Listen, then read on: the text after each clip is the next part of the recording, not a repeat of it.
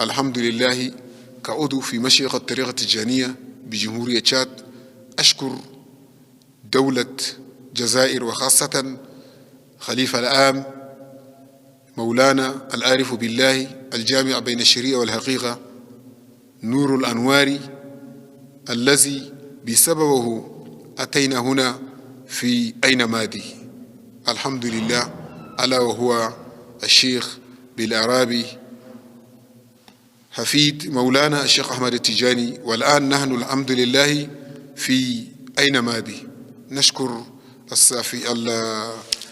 الصحافة الذين دعونا في هذا المشهد المبارك أي التلفزيون، أشكرهم شكرا جزيل الشكر، وأتمنى من الله تبارك وتعالى أن يدومهم في هذا الأمل وأن يطول عمرهم وأن يبارك لجميع سكان الجزائر حكومة وشعبا. اللهم ينزل الرحمة والبركة والسكينة والأمن والاستقرار في هذا البلد المبارك.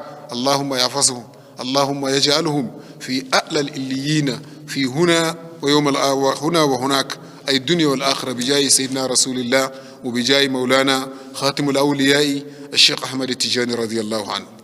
ولذلك آخر كلامي أقدم قصيدة قصيرة لسيدنا الرسول صلى الله عليه وسلم.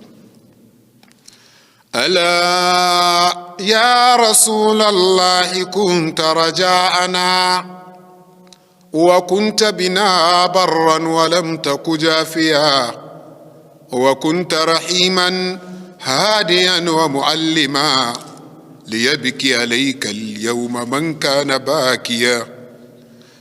ألا يا رسول الله كنت رجاءنا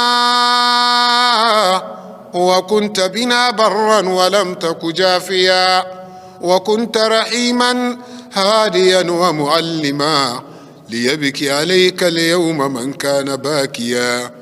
فدا لرسول الله أمي وخالتي وعمي وخالي ثم نفسي وماليا، ولو كانت الدنيا تدوم ليالها لكان رسول الله حيا وباقيا، ولكنها تفنى ويفنى نئيمها وتبقى المآسي والذنوب كما هي.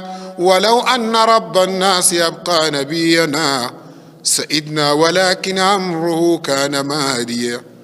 عليك من الله السلام تحية وأدخلت جنات من الأدن راديا.